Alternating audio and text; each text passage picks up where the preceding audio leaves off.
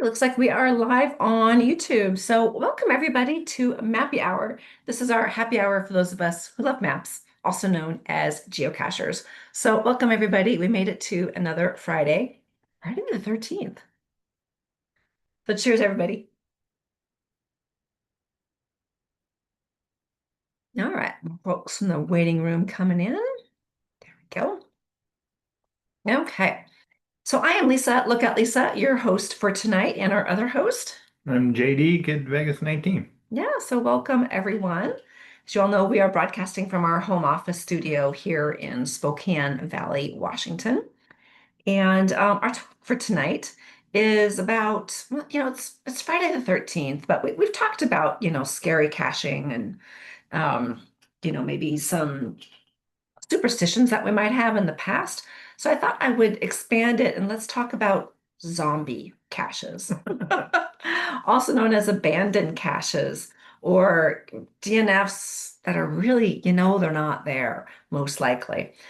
So kind of want to talk about our experiences, maybe some best practices, and um, yeah, and what you have experienced out there and what you would like to see. How to best take care of these abandoned caches and is it just geo litter potentially down the road? I don't know. But before we get there, we do have our notes from the field. So we'd love to know what sort of geocaching activities y'all have been up to in the last couple of weeks. And everyone gets 2 minutes to share for that. And then but before that, before any of this gets started, we do have a few ground rules just to keep everything moving smoothly. Yeah, so if you want to join in the conversation, just raise your hand if you're in the Zoom room. If you are watching us on YouTube, hello, all of our YouTube family and friends. Kid Vegas 19 will be bringing your conversation in. So just go ahead and type into the comments if you have something to add to the conversation or a question or what have you, and he will bring your comments into the Zoom room. And speaking of YouTube, as you know, we are live streaming to our YouTube channel and saving it there. So keep everything family friendly. Treat this like you would any, good old-fashioned geocaching meet and greet. Might be kids in the rooms with us, and again, it is being recorded out there for pros prosperity. Yeah, anyway, you know what I mean. Good fortune. Yeah, for longevity. Yeah, so let's see, what else? That's the basics, really. Um, Feel free to in the chat. I don't have the chat open. Let me get the chat open. There we go. Our chat here on Zoom Room. Love to know where you all are from. We've got Mountain Goat 50 from Spokane as well. The other side is Spokane, diametrically opposed to us here. Missouri. Oh, Michigan, I'm sorry. Salt Lake City, Utah. Hey, Chris. Colorado as well. Pennsylvania and Jacksonville. And you guys are in Las Vegas, Peach of Washington and Skywalker. I know you guys are back and forth, but down in Vegas sounds like a much better place to be. Michigan, Nebraska, Toledo, Ohio. Oh my goodness. Crescent, Oregon. Oh, heading soon to Alabama. And oh, Mesa, Arizona, sunny and hot. Yeah, nice. So yeah, Dr. D, we hope to maybe see you. I don't know if you noticed that I posted an event that we'll be hosting here in a little over a week up in Surprise area, um, just northwest of Phoenix. Yeah, so take a look for that on the map. I'd love to see you there. Oh, Charlotte, North Carolina is chiming in as well. And Mike says, zombie geocachers specialize in finding archived caches. Yeah, probably. Oh, Krista, hey, welcome. You're from Michigan. Cool. All right, so yeah, let's go ahead and turn it over to notes from the field. Love to know what sort of geocaching adventures y'all have been up to, and Robert is going to kick us off. Oh, you're on mute. Sorry about that. Too many buttons to press. I'm just going to go a little off topic and cheer on the Super Hall champions, the Seahawks. So that was an amazing game. I've been doing some geocaching the last few days. I've been out caching with my friends. De Bowman's and Forkel Man and been getting some fines under my belt. So that's feeling really good. I'm going to attend the Northern Colorado's biggest event called Winging It, and that will be up in Greeley, Colorado this Sunday. So that will be a really fantastic event to attend. That will be their 16th year of doing that. I've been working on getting new Earth caches submitted and published, and I am now up to 17 hidden. I'm hoping to get my 20th hidden by maybe the end of this week or the week after, depending on when the reviewer looks at my next two. So we shall see on that. And yeah, just been attending events and continuing to get my arm all strengthened up and a lot better. I'm finally Yeah. out of the slings. So Good. happy about that. Don't need surgery. So gonna get it all strengthened up and then I'll be tree climbing for caches sometime in the future. Well, that's awesome. I'm glad that you're healing so well. Yeah, cool. Yes, Well, thanks it's for good to sharing. get healed. Yeah. Mhm. I think we've got Chris and then Bob. Hey guys, I just wanted to share. I reached a big milestone on Thursday. I've been working on filling in my calendar with various sizes and types and that sort of thing. And on Thursday, I finished regulars. And in the process of doing all this, I also found a really cool checker. I just put the link in the chat. And that checker shows you all the different sizes and types in the calendar and all the different sizes and types in the DT grid.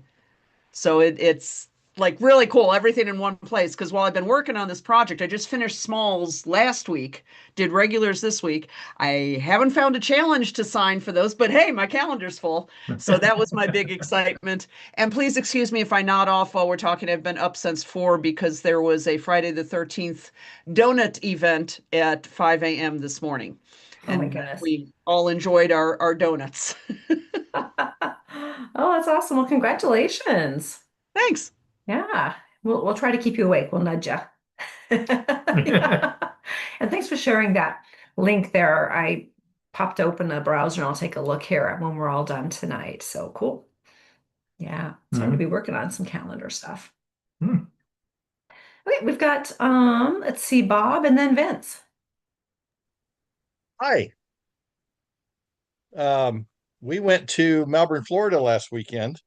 Oh, It was kind of a not exactly last minute, but it was a week and a half from being last minute. We hadn't decided we were going to go to Dale and Barb's Mega. And then I had gotten an email. I'm a Allegiant credit card holder, and I'd gotten a $50 off coupon if you book your flight in the next 48 hours. And so we talked about it and talked about it, and I was like, well, let me at least look. So I looked at tickets from the four closest airports to me. None of them, either they hadn't started flying yet to Florida or they were too expensive. So I thought, well, let me expand a little bit. So I found flights out of Cincinnati direct to Melbourne. And so I was like, well, we had $200 vouchers that we had to use by March 6th. Not only did we have to use them, we had to complete the itinerary by March 6th. huh. We got from our flight last year that was canceled.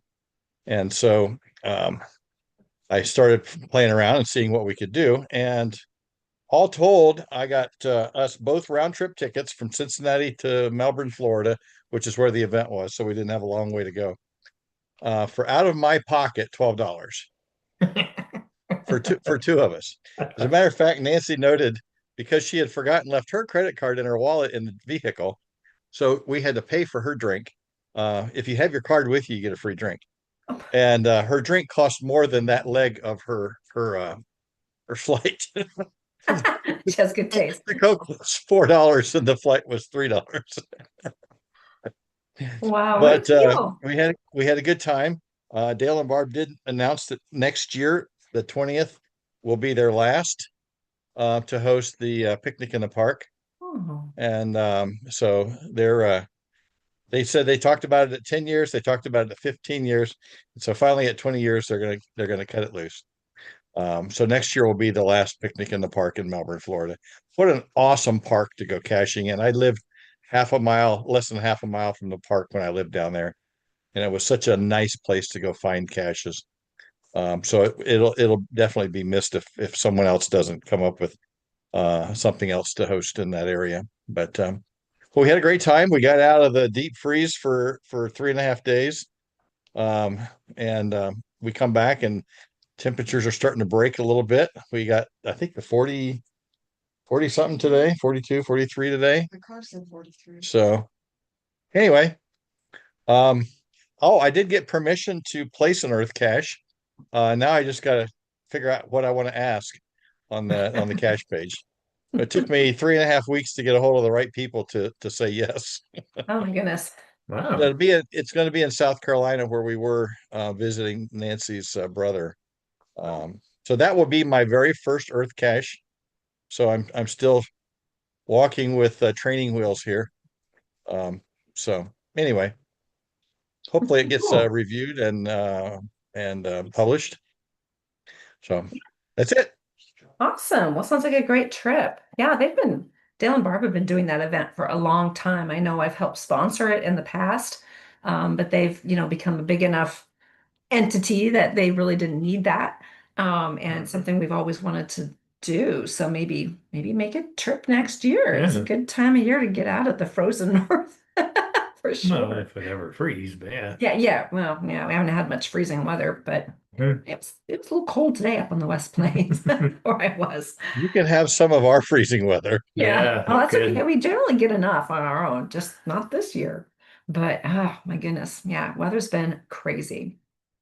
Well, good luck on your Earth cache. My first one, as you know, was just about a month or so ago, and the process was really smooth. And the GeoAware that I worked with was really helpful and moved it right along. And I'm working on my next one. Cool. So we've got Vince next. Yeah, just been attending a lot of events lately. There's a few of us now in the area that are working on our 366 calendar to try to get an event attended on every day of the year. So there's needless to say, there's a lot of events popping up here, there, and everywhere. A lot of opportunities to go out, eat, and shoot the fly with your favorite geocachers.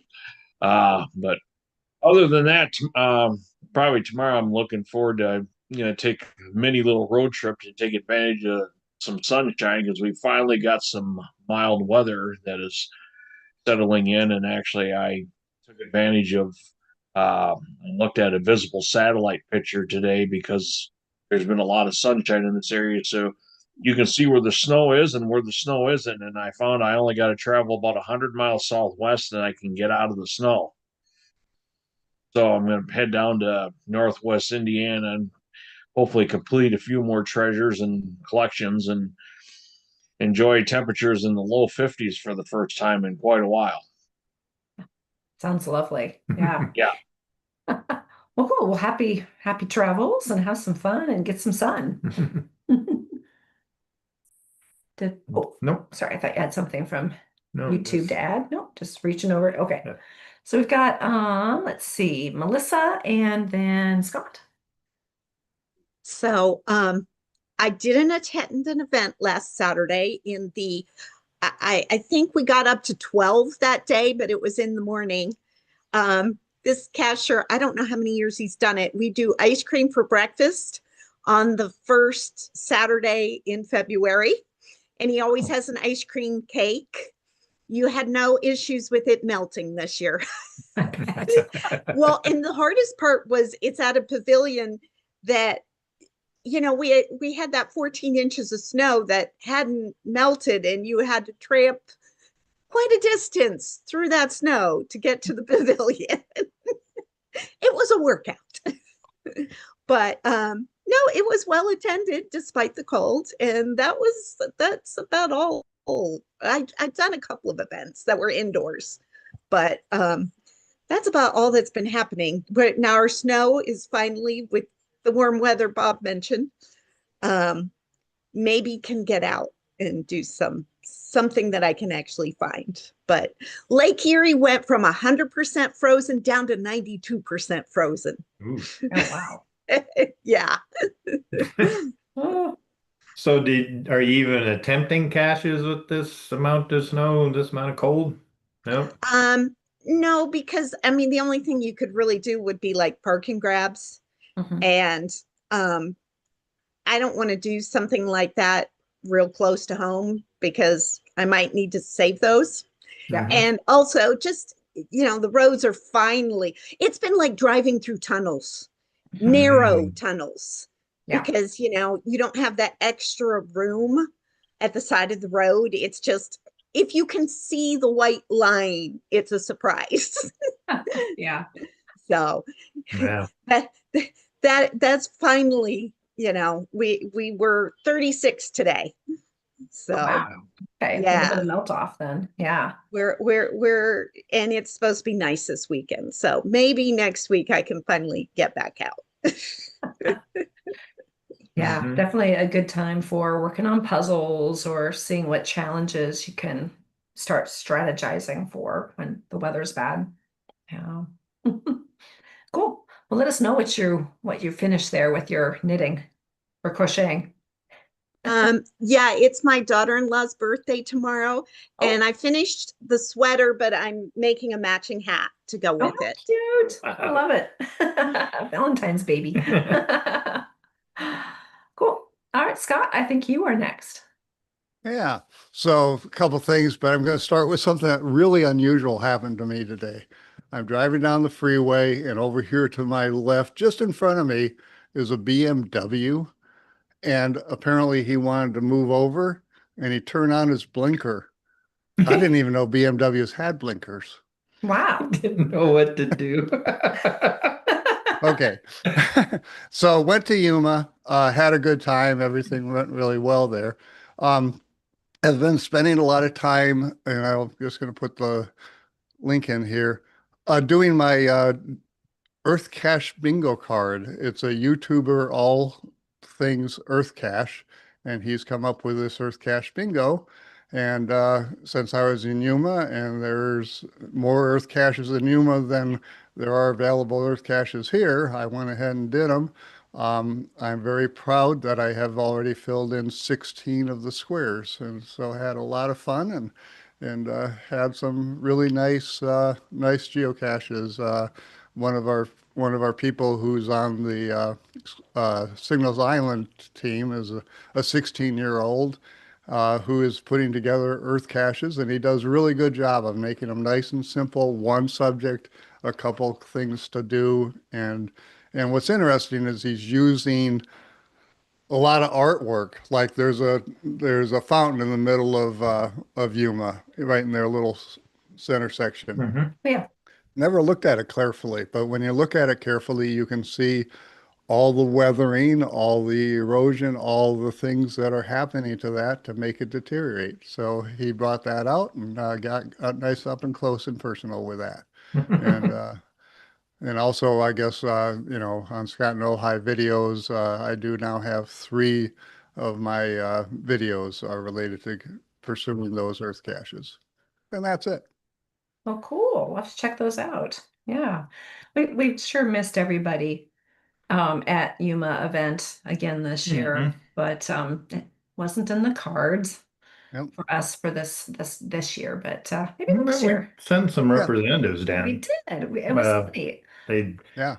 truth be told, they were going anyway, so we just latched on that we sent them. Yeah, yeah. Because I the got to first share an Airbnb with a number of them. And, I'm glad that you didn't go because now you can save up and come down to San Diego, October 3rd. that is on the calendar Yep. actually, All for right. sure, for Perfect. Signals Island. Thank you. Cool. Yeah.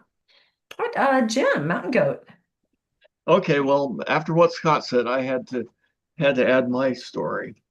Um, Years ago, I was in driving with my son-in-law in Vancouver, Washington, and we got behind a Bentley. Now, Bentleys are really rare cars, very, very expensive, and we followed it for a while. And I was commenting about how cool it was and all that. And my son-in-law looked at me, said, "Yeah, it's a great car. Too bad it's broken." And I'm like, "What do you mean?" "Turn signals don't work."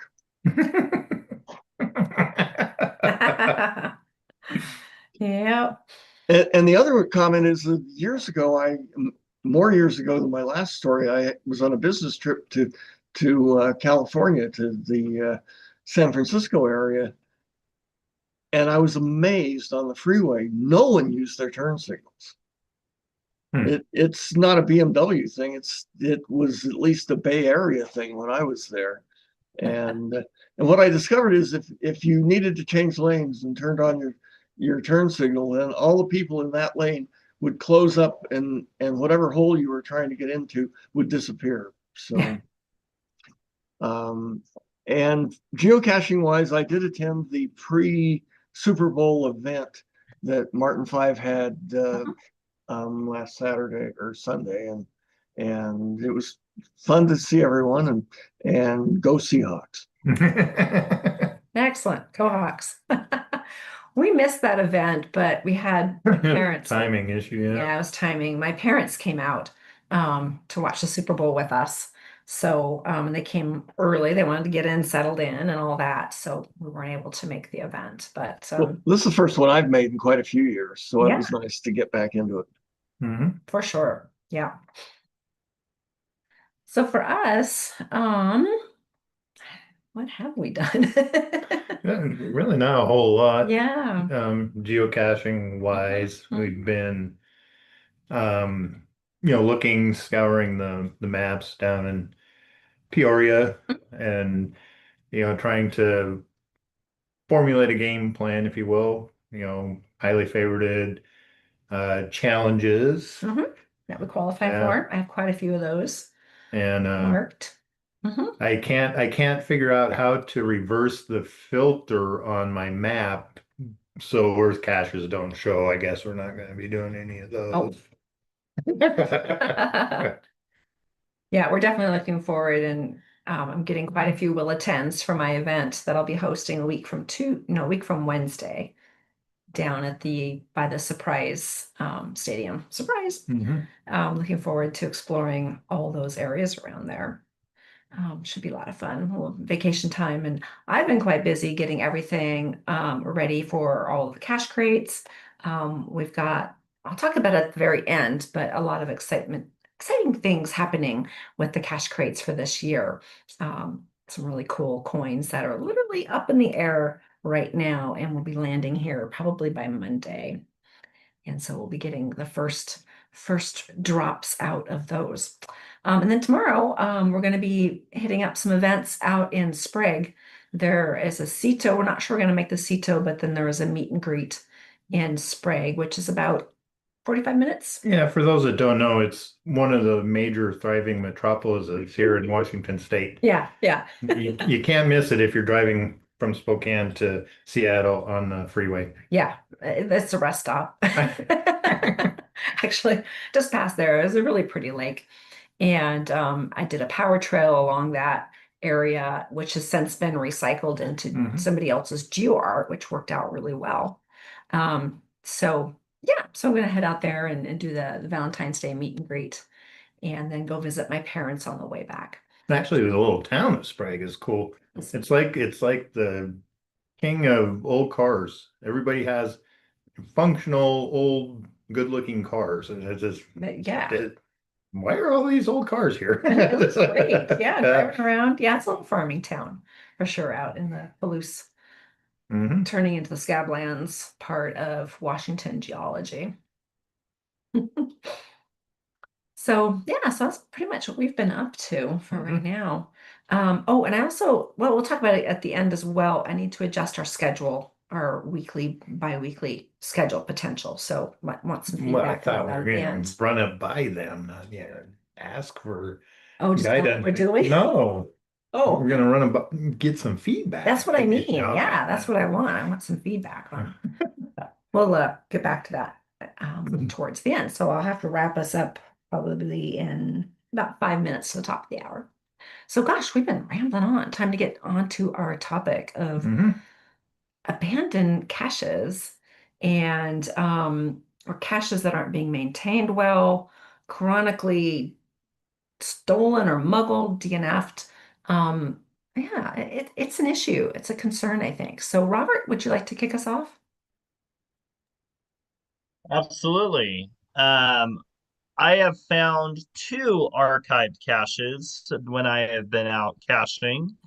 They are cool to find because then you can go like to places like Project GC and be able to use the map and be able to discover what the cache was and where it was and what its story was about and who created it.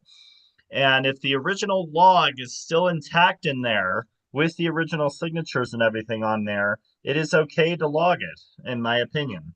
I feel like since the original cache is there and you have all the signatures and everything, it's a cache. I've logged both of those two archive caches that I have found. Um, yes, there are a lot of cachers, such as newbies, that will put out caches that definitely get muggled, go missing, and then it's just sitting there on the field for so long and eventually needs to get archived. There's also, let's see, was that? Yeah, that was last month or the month before in December or November. I had a challenge cache that was had been missing for so long. People have been putting down throwdown containers, and the owner had moved out of state a long time ago. So I finally just put in a reviewer note to the cache page and was like, it's time for this one to go. It's time to get this one archived. It's getting throwdown containers, it's going missing. So it's best to archive those caches and put in a reviewer note at that time because it's just no longer doing its purpose. Yeah, for sure. We've definitely have seen that many times over. Yeah, I've got some thoughts on that, but I'll hold it for a little bit. Yeah, I'm Um, not a fan of throwdown containers either because mhm. it's cheating. You're not signing the original cache. You have to find the original cache or let the owner replace the cache in order to log a fine. Right. Or get permission from the owner to replace it. I don't know, but on the other end of the Yes. spectrum, it increases my chances of finding it because now there's actually three containers there that I could find. And It yeah, has happened. Yeah, I found multiple caches at a site before, for sure. I think we probably all That's why have. they call it a multi-cache. yeah, exactly. That's a traditional. Yeah. Oh my goodness. Leonard.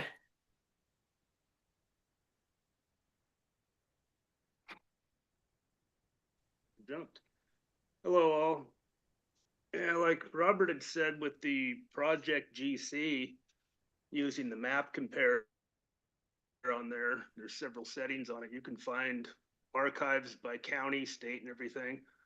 In 2014, the Arizona State Trust land down here unanimously archived every single cache. So in one push of a button, Groundspeak archived several thousand all in one shot. And most of them are still out there. We found, I don't know, a few hundred of them so far, but normally we hunt for the regulars because there's a lot of ammo cans still laying in the desert out there. But like he said, though, if it's there, it counts as a find, even though a lot of people disagree with that. But my theory is same as his. If it's there, the logbook's there, it counts as a find. Mhm. So is your main purpose when you go out there to find them to pick them up and bring them back or Yeah, they're not in oh, play. They're considered trash by most people now. right, So right, Yeah. right. Yeah, Yeah. it's a Ceto. yeah, we found, well, there was two of them that were both regulars we looked for a couple weeks ago. We had to ride the Razor in just to get there. And one of them was a multi. We couldn't find the first stage, but we did find the second one that was on the peak. Hmm. And we brought it out. We're going out not this weekend, but next weekend. We have 4 archives that we're going to go try to see if they're still there. But most of them down in this area, if they're off the beaten path, it's 100% guarantee they're probably still there. So this is almost in line with the how you like to go find the really old first to finds, right? It's sort of a similar search, isn't it? Or lonely caches. There's actually a few on my list that have never been found. And they've been Really? archived? Yes. Okay. Oh. So, Now that would be Mhm. Well, I am also in the camp of even though it's been archived, but if you find the original container and sign the log, I think you can log it. I really see nothing wrong with that. Yeah. I just logged an event I attended that was archived already, but I attended the event. I was there, so I didn't see you there. yeah. It's kind of the same thing in a way, I would think. Yeah. I was there. He did have a logbook. You don't have to for events. And it had already been archived because he needed to, clean up the map. We've been having a lot of events at The same place. same location. So Unfortunately, Lisa, I won't be making your event a surprise, being the day and the time that it is. So I'll see you darn next it. time. Well, we're there for a whole week, so maybe we can connect. All right, we might see you around. Yeah, yeah. We're practicing to be retired is what we're doing. So Yeah. Down here's a Trial good run. place to do that. Yeah, I think so. Yeah. Did you get over to Yuma? Yeah, I made it there. Even ran into Scott. Okay. Saw Dick in Excellent. the net. Did they have the gadget cache contest again? No, Jeremiah, he brought his booger box over there, the one that he takes to all the big events, and there was a couple other. I didn't get involved in it this year. We're talking with Randy again about maybe setting up another one with gadget caches like they did the Yuma tour this year. Scott Goblin Dust, he brought down a few of his gadgets and put them in as different legs. Oh, okay. Coin run, so that was kind of nice. And Oh, cool. me and him had a pretty good chat about gadgets, but maybe next year we do a entire gadget run for all the legs on it. Oh, they're tempting us. Yeah. We might have to retire to get to all these events. Cool. Awesome. Nice. Yeah, thanks for sharing.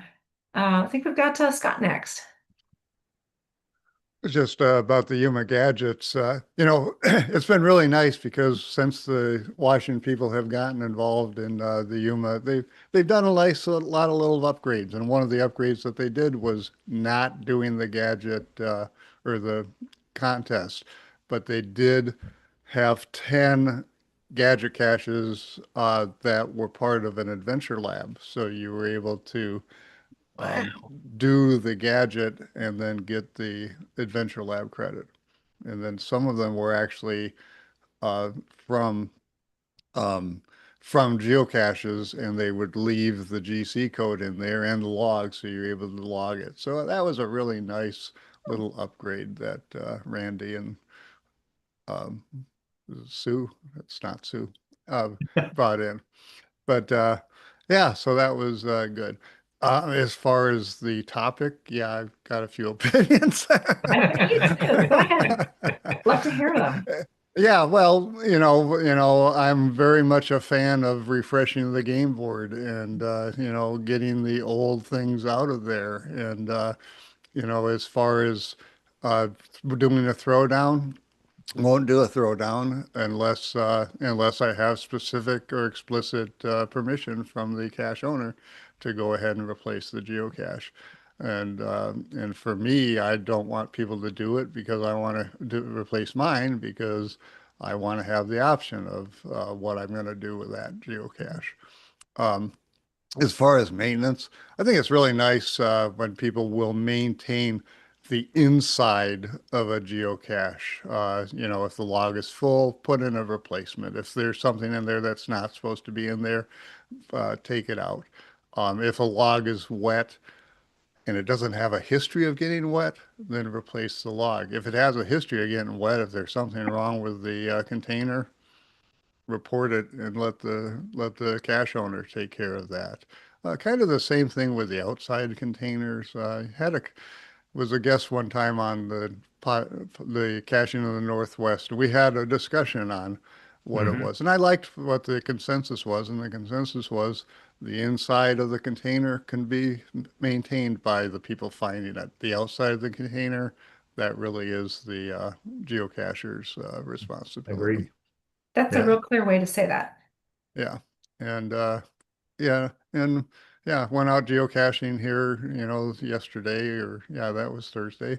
And yeah, had a couple containers that weren't there. And in my opinion, the game is better when the game pieces are in the hands of responsible Mhm. and active geocachers. And so if it's not a geocacher who's active and responsible, then report it and get it on that 30-day list.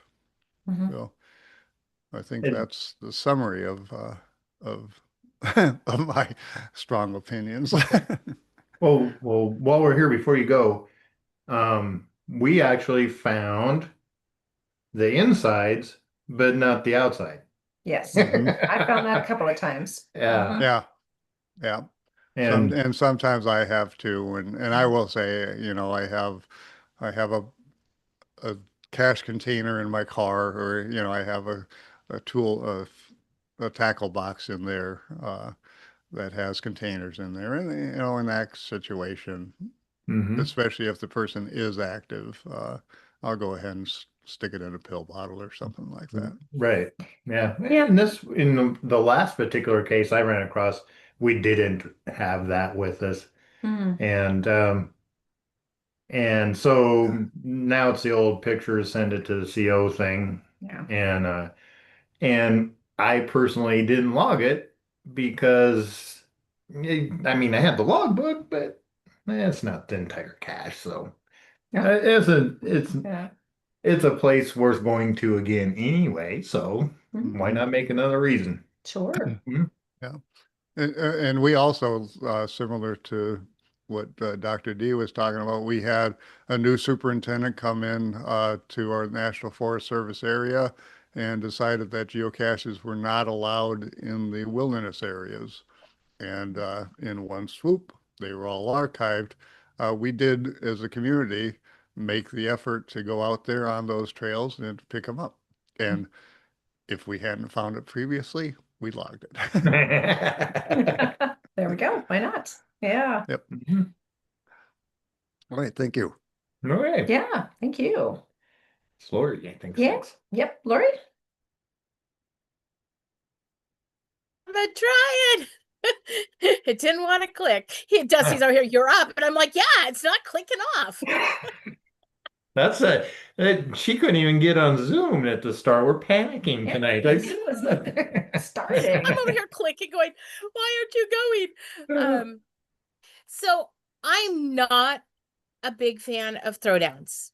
However, on our road trip, traveling around the United States like a whirlwind, we came to a few places where it was obvious it was missing. And we would we needed that county or whatever. And so if a few times we had like pill bottles or bisons and we'd put it in there, and I'd write the CO going, it's not there. If you are not happy with me throwing this down, please feel free to go get it and have a free container on me. Mhm. And I actually, the ones who I did that, I think we did that 3 times. And I think 2 out of the 3 people reached back and they're like, no, thank you for replacing the container for me.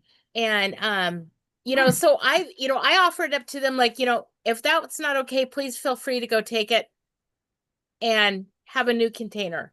Yeah. But you guys talked about the inside out deal. I went to a cache one time and I found the logbook just laying down out in the middle of this field. There wasn't quite a field, but a little area. And I looked and looked and looked and looked and could not find anything that would represent what this was in, because it was kind of rolled up. So I was kind of looking for something that was round or, because it looked like it had been rolled up. Couldn't find it. So I got a baggie, went and stuck it where I thought it was supposed to go, put a rock on it, sent a picture to the CO and said, I found the log, but I have no idea where the container is, and stuff. And by the way, Tom, you are very yellow. You look like an alien. Just FYI. Yes. Well, Lori, I've done the very similar thing too, where you just find the logbook, out, 20 feet, 30 feet from where the coordinates are, and it doesn't match the write-up or the hint description. Yeah. And you just try to hide it the best you can, put something back, and then let the cash owner know. Well, and the funny thing is we had tried to find this one before and we couldn't find it. So I had talked to the CO, so I knew where to look. So I kind of knew where to put it. And it was actually relatively close to it was a big light pole that had just a bunch of little rocks around it anyways. Oh, yeah. So I just kind of assumed it was there, and I took lots of pictures close up, a little bit of distancing so he could see the more area, and I sent it to him, and I actually ran into him and totally forgot to ask him if that was okay. But, Tell him about the one you were gonna throw away. oh yeah. So in Iceland, we looked and looked and looked and could not find this cache. And somebody had found it like 10 minutes before we had arrived and could not find it, saw this little blue baggie. And I was like, oh, I'm going to be a good steward and go ahead and grab this blue baggie and throw it away, when in our trash in our van in Iceland. And then I sent off a message to the CO or the last person who found it. I'm like, where did you find it? And they're like, oh yeah, it was in a blue baggie on the backside of the sign, tucked in between the poles of the sign. Oh no, it was in my van. No, it was garbage. It was in the garbage. So I had to go fish that out. And thank goodness we were only about 10-15 minutes away from where it was. So the next morning we went back, replaced it, folded up the baggie so it looked a little nicer and didn't look like a piece of trash just shoved in there and needed to be thrown away. And so next time I'm going to look inside things carefully. It's hilarious. Yeah. It's like garbage. That's the cash. Yeah. I did. Yeah. And then I would have felt really bad because so many people found it after we had done it. So I would have felt so bad if I hadn't reached out to that previous cashier saying, where did you find it? Where was it? Yeah. And then to realize that it was in my car. Trash. Oh my goodness. All right, we've got Tom or Scott, did you have something to add or just your hand still up? You can wait. All right. Okay, all right. Go ahead, Tom. Okay, so Oregon has a lonely cache challenge and an extreme lonely cache challenge. And I did the extreme lonely cache challenge a few years ago. To qualify for the extreme lonely, the cache could not have been found in the last year. And you got extra points for every month past the year. Wow. And you had to collect 650 points. Oh my goodness. Yeah. So I don't remember. Yeah, it was something like 200 points for the 1 year, and then 50 points for every month that passed a year. I think the oldest one that I found was about 8 years and 3 months since it had last been found. It was a nice dry ammo can, right where it belonged. And so a couple years ago, they wanted to. I think they were planning on archiving my one at one of the lookout towers. So I went out and found it, took some pictures of it, replaced it with a slightly better cache, and said I drove 73 miles to find it exactly where I left it. So, oh my goodness. Yeah. So yeah, not all of them are that haven't been found in a year or more are missing. So and yeah, and I think I may have been the last finder of the lookout tower challenge for Oregon. Hmm. It's been a while since anybody completed it. You have to find 50 caches in eight different sections of Oregon. So Yeah, it's a lot of work. Well, there's yeah, like it was a lot of work. Mhm. like mountains and desert and everything. Wow. Oh yeah. Well, it was 2006 when I completed the Counting Counties in Oregon challenge, tied for first place. Oh my gosh. All 36 counties. I figured I would never have a better chance to find all 36 counties of Oregon. No. Yeah. Yeah. Oh my goodness. So Well, cool. Sunday, I'm driving from Crescent to Winnemucca and getting on the train. And I have the USA Rail Pass. I'll be back in 2 weeks. I'll be back on the 1st of March. Okay. You couldn't figure out to get one little airplane ride in there, huh? So you could do all three, huh? Planes, trains, and automobiles. Yeah. Maybe Bob can fly his little plane out and, pick you up and take you to Winnemucca. Well, Okay. Yeah, that's it for now. well, thanks for sharing and take care of that jaundice. Scott? Yeah, so kind of actually related to what Tom just said, and that's logging a DNF. I think it's really important. If you do a thorough search and there's no, other thing like your GPS is not working well that day, and you've noticed that. But if you do a thorough search and log the DNFs, because like Tom says, some of those lonely caches, they're lonely caches because three people who looked for it haven't logged their DNFs. As a cache owner, um, very much depend on people logging their DNFs. It's really about the only way that I'm going to know that there are problems with it.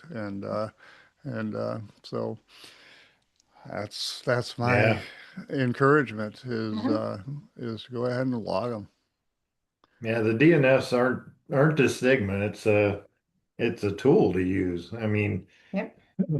yeah, every once in a while, or like almost all the time, I'll log a DNF and then the next person is like, hey, this is my first find. Hey, what? Yeah. Quick grab. And so, yeah, how can that be? This is a difficulty of 1.5. Yeah. And oh well. Couldn't find it. Yeah. But um on the other hand, a string of DNFs in a row certainly helps the owner Oh, say, yeah. I better look at that, and they Mhm. can disable it. Mm-hmm. Yeah. Also identifies who the active and responsible geocachers are. Right. Yeah, for sure. And yeah, and I guess the last thing that I would say, and then if you go out and check it, uh, always do a maintenance, even if somebody hasn't put a needs maintenance on it. Yeah, I keep hearing that. Put in there that that I checked it, it's all in fine shape, but you do it as a maintenance log, and that identifies you as a responsible and active geocacher. Okay. That's Okay. really good advice. Thank you for that. Yeah. Put my soapbox away. All right, so we've got Robert and then Ed. I just wanted to quickly say that there's been a few instances when I've been out caching where there has been the cache missing, and I have known through the past that the cachers are okay with me placing a replacement cache. So that's usually where I'll replace the cache and then I'll message them, hey, cache was missing. I went ahead and replaced it for you, and then they always shoot me a message back thanking me for it and appreciating it. Good. Good. Nice. So if Okay. you know the cacher and you know that they've been cool in the past with you and others replacing the cache for you, go ahead and replace it and then just message them to let them know.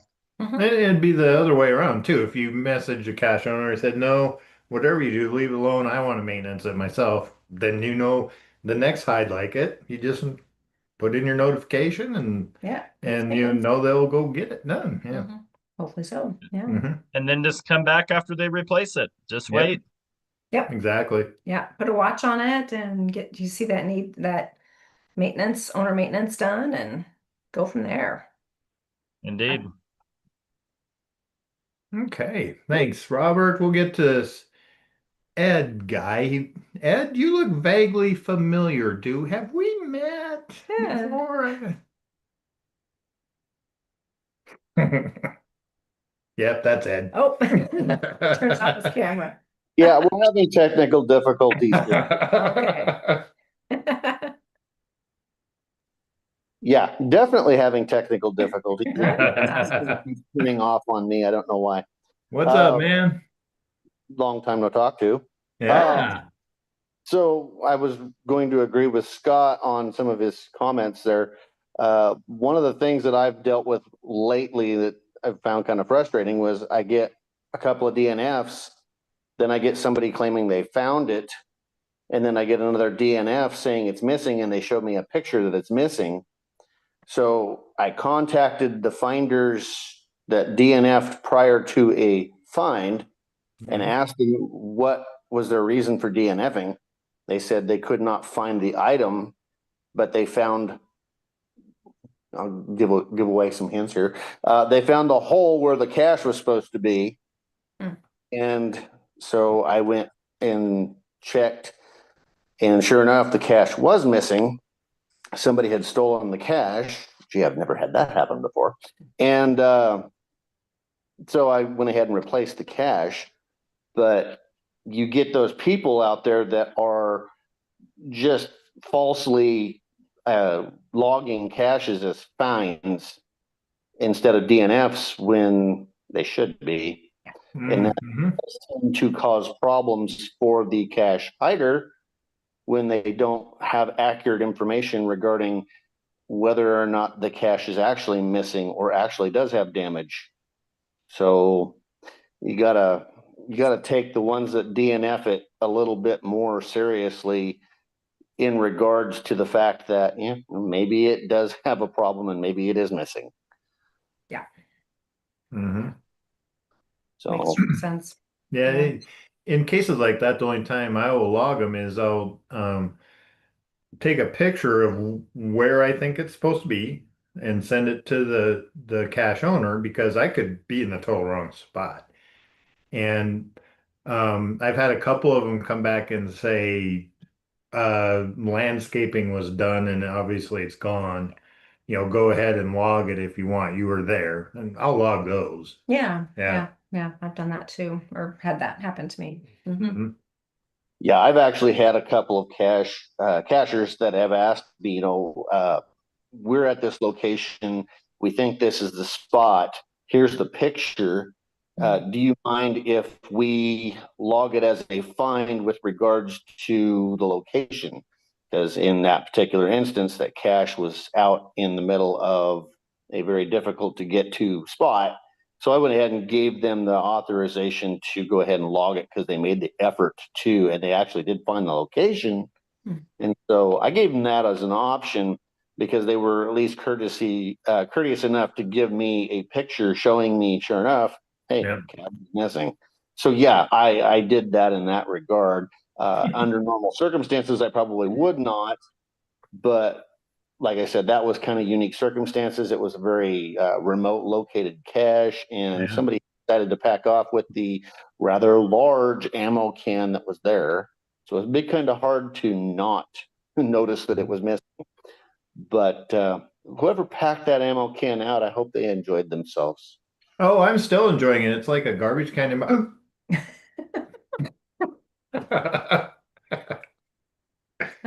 No, I didn't think. Yeah. Can't take me to these. No, caches, beds. Well, thanks, Ed, for sharing. Man, good to see you. Yeah. I don't know who's up next. Is it Melissa or Vince? I think Melissa and then Vince. Okay. I was just going to put in my 2 cents about logging DNFs. Yes, log the DNF, but also give an idea of GPS was really jumping around, or I really think I found the spot where it should be, and you might privately send a picture to the CO, um, yeah, just, let them know. Well, it was really getting dark, so maybe I just couldn't find it, I like that. so that the log owner knows, ooh, maybe I need to check on it, or they probably just didn't find it, but you log the DNF because you didn't find it. Yeah, absolutely. Yeah, I like that idea. Let them know, the amount of effort that you gave it. Yeah. Yeah, that's what Bob's saying. Exactly. Yeah. Yeah. Yeah, that's what Bob said. Yeah. Cool. Thanks for that. Vince. Yeah, I usually do the same thing. If I know that, especially if there's like a couple of us or two or three sets of eyes, and it's supposed to be rated like a 1.5. So, those are, they're either there or they're not there, unless it's a pine tree hide. I'm not the greatest with those. So sometimes those, I'll put them on my watch list to see if somebody else finds it. And if I see that, oh, somebody posted a DNF, I've done that a couple times where then I've added my DNF to the list that, okay, well, yeah, it is missing. So, but a couple times I've assisted a couple other cashers that I've known that I found their cache, or actually I found two containers, and I know for sure one of them's a throwdown. And I know this cashier style of hide, so I quick message him and say, "Hey, I believe somebody, they put a throwdown because it's like, I know his style of hide." And then he confirmed that, yeah, that's the throwdown. So because I knew which one's the real cache, so I just told him, I said, okay, I picked up the throwdown and took it with me, whatever. But otherwise, there's been a couple times like when I've been going out of town, like if I've been on a county run or something, and I know the cashier, and I look at the listing that there's already a DNF on there. Sometimes I've gotten I've gotten permission ahead of time before going up there that, hey, if I get there and the cache is like it actually is missing, do you want me to replace it? And usually I've gotten permission then to replace it, so I save the time trying to get a hold of them after I've made the attempt. Yeah. Speed things up. Excellent. Yeah. Excellent. Thanks, Vince. Yeah. I think it's what have you knitted or crocheted check time, and let's what there? Oh, There it Melissa's done. Okay. Here, let me show you what. Yeah. Okay. We saw the hat briefly too. That is awesome. Yeah. That is awesome. We can also sneak in a pet check now as well. I don't know if Hilo is away. And so I'm going to take this time to talk directly to Net, saying, okay, the parade is over.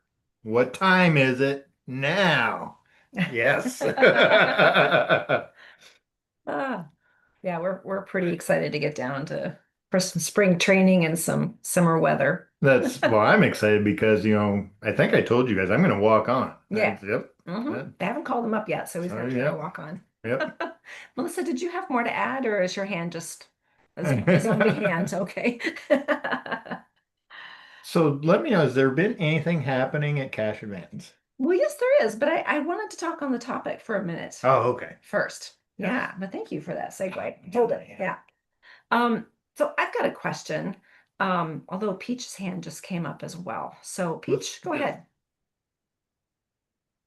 I was just going to comment that the Mariners this year have asked me to put in my availability through November the 7th,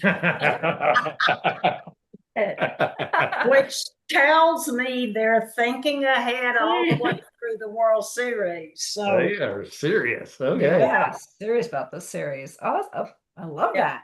That's exciting news. Thank you. Yeah, it'd be great if we can have Yeah, multiple champions here for our Seattle group.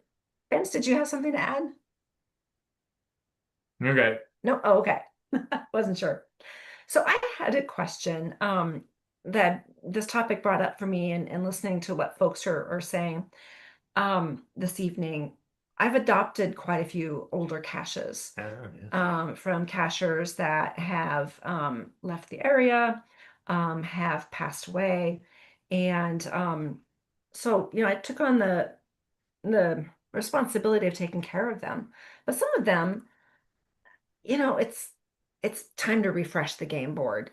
Some of them are quite obvious that, when I get, a DNF messages or needs maintenance, I just go ahead and archive them.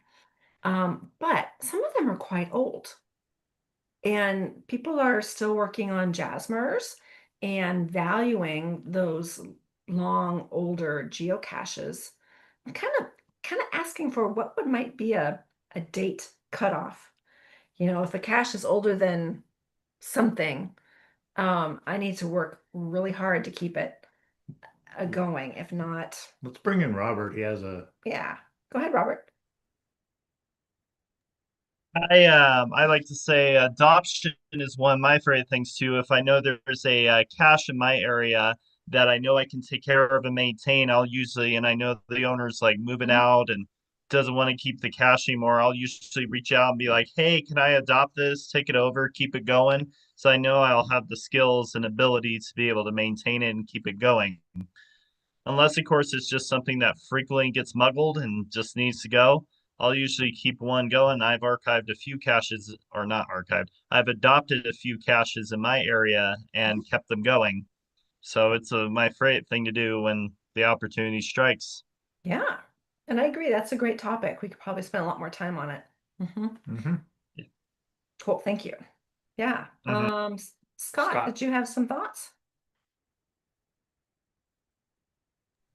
Yes, I do. I don't know that I would put a date on it. I would do look around in the area and see if there's other caches that were set that month. And the first day that I went out to do refreshing the game board, and I won't use up too much time, but one of the caches, I went there, checked, and there was not a cache set that month in the county, and there wasn't a cache set that month 100 miles from us.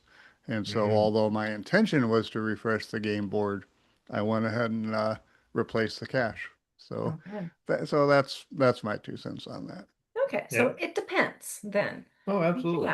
Yeah, and what's in the area. I like that. That's why I can refresh my game board because none of my caches are special in relation to the dates, and there's always plenty others. I'm not going to mess up anybody's Jasmine opportunity. Yeah. Yeah. Where, I hit a cache in 2002. Yeah. When I first started caching, and I adopted, I think I own a couple 2001 caches that I have since adopted. And Green Thumb and Tweety have quite a few 2, 3, 4, and 5 ones that. And that's on the cusp there. That's yeah. And I'm talking really old caches. So, yeah. Tom, did you have some thoughts? Yeah. So the Bubble Gummers, Mr. Bubble Gummer's birthday was 80th birthday was several months ago, and he adopted out over 100 caches. I only adopted one of them. It's out in the middle of nowhere, but I went and found it. It was a valid cache, so I adopted it, and nobody finds it, but it's there and available to be found, and so yeah, and Mr. Bubblegummer wrote a tribute in the FGF magazine about Log Scaler and Red, who I've known for 19 years now. So yeah, if you happen to get a chance to see that magazine, why, it's on page 18. Okay. So Yeah, Log Scaler and Red were the ones that put out the Counting Counties in Oregon cache in 2006, which me and PMO guy ended up tied for first place. Mhm. Oh my goodness. So, yeah, there's still a lot of the old caches that some of the old caches have put out that, and they do hold up. Mhm. Yeah, Yeah, a lot of them do, because one of the reasons is they were hidden in the old style, which is, a hike, an effort to get to them, and well placed, as opposed to, a pill bottle and a guardrail. Cool. So yeah, thank you all for the input there.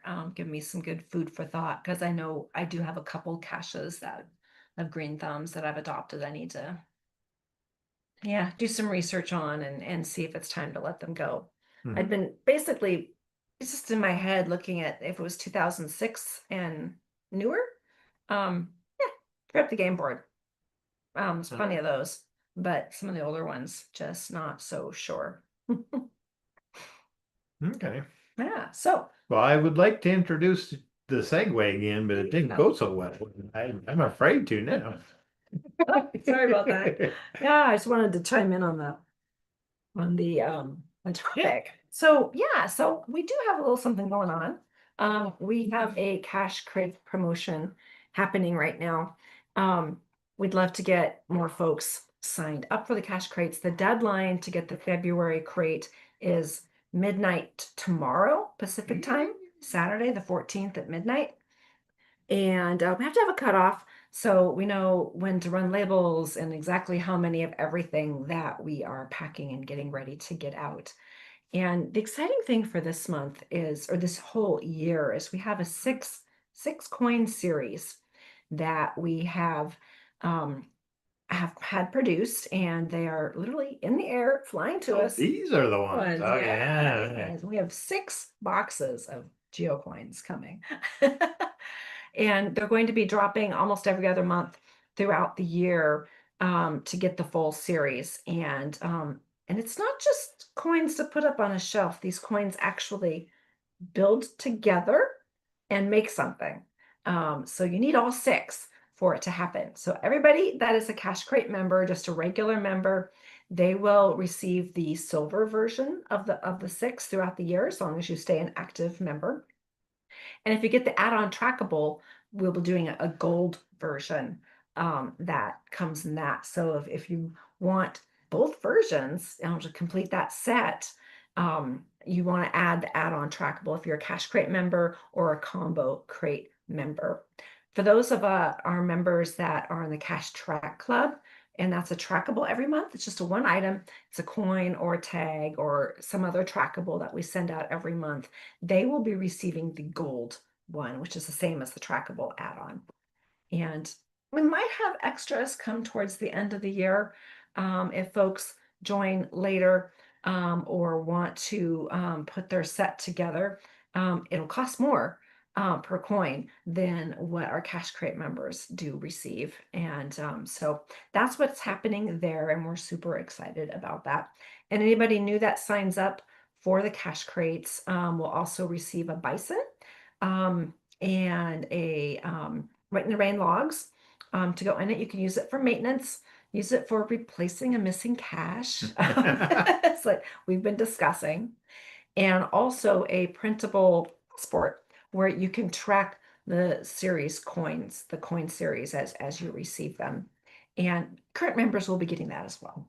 Now, that download that'll be coming too. So if you're already a current member, you get the Cash Crate or the Combo Crate and the add-on trackable, you are set. You are going to be getting all of those, or the Hero Crate members too.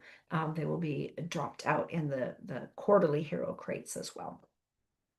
So unfortunately, our factory had some issues with the production. So we had to swap the first coin for a different one. So it's not going in the order that I hoped they were, but it's not going to matter. They're still going to be great. Yeah, we talked about that and figured out the order that we're going to be sending them out in. So we'll be getting the replacements, the other 6 boxes shipped to us after Chinese New Year, after they get made. So Okay, that's well, exciting news. with all these coins coming and things happening, I meant to talk to you earlier, but I wanted to announce I'm going to practice retiring from being vice president of heavy lifting. And Points coming in. Yeah. Yeah, they get heavy. Yeah, I know. Yeah. So the other thing that I wanted to talk about, I did put a link in the chat there for the cashcrate.com. That's where you go and you can compare and contrast all of our different options. But to get the coins, again, it's the Cash Crate, the Combo Crate, or the Cash Track Club are the ones that will be receiving our 6 coin series. And down the road, when they've all released, we may have just some retail versions as well. We'll see what our quantities are based on signups. We've had quite a few folks signing up this week, so it's exciting. And then before we really go, we had in the YouTube room tonight, Jerry and Mr. Geocaching check in, and a bunch of people watching. So yeah. Awesome. Cool. Well, thanks for watching, everybody on YouTube. Yeah. And if you're watching on our replay, thank you very much as well.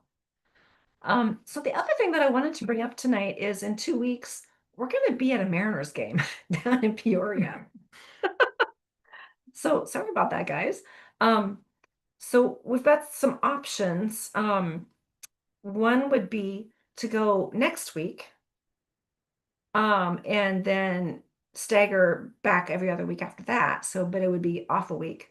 I know Scott put his hand up to host as well. Was that what you were potential to host? Okay, so that's also an option. The only thing is I'd have to work with you, Scott, on how to get the YouTube stream, because that's an additional step where you have to log into those accounts, but we can figure that out. It'd probably be worth it doing that, because to keep on the same cadence. And then the episodes where Scott is the host are the most highly rated episodes according to Nielsen ratings. Yes, I think of our so. shows. Yeah, I think so for sure. Yeah, because if we went next week and then every other week after that, it would offset us from this current schedule that we're on. And I'd like to keep the same schedule. What do you guys think? Hands up for the same schedule? Yeah, okay. Or skip a week and change the schedule. Okay. Am I I never said that. Am I allowed to vote? Should have made that clear. Okay. Well, thank you, Scott. Yeah, it turned out it's an evening game on Friday that we have tickets for, so we would be completely unavailable. I don't think they'd let me do a Zoom call in the stadium. I don't know. They probably wouldn't let me do a Zoom call from home plate while I'm batting, hopefully. Yeah, I don't know. Yeah. So Scott, you and I will connect on that and get that all squared away in 2 weeks. And yeah, feel free to drop an email to me. Let me know what topic. But I think we're going to go with adopting caches. Yeah. Okay. So that'll be our topic in 2 weeks, is all about cache adoption, and maybe throw in trackable adoption too. And remember, we have another Friday the 13th coming up in March. So oh yeah, I'm assuming that will be a night. Yeah, I think it is. Well, I don't know. I have to look at the calendar. Probably. Yeah. I don't have a calendar in front of me. Other than leap year, February repeats itself in March. Yeah. Yeah. Okay. Makes sense. Yeah. Just things I noticed over the years. Yeah. Yeah. Well, apparently Hilo is sleeping. He's going kind of deaf these days. Well, Mr. 18-year-old. But he's doing well. Just went to the vet, got an all thumbs up. So doing good for an old man. Well, everybody, have a fantastic weekend. It's Valentine's Day. Let's give love to our geocaching community, and however that you do that. And yes, Nancy and all of our friends. We're going to be attending an event tomorrow, and then my dad's birthday is on Sunday. Dr. B will be turning 96, so we're going to go drop in on them. And drop us siblings have a special gift for him that I get to deliver. So excited for that. Well, everybody, take care Y'all, I won't see you in 2 weeks, but stay in touch and be sure to come back. And in 2 weeks, Scott, you are in great hands with Scott. So see him there, same cash time, same cash channel.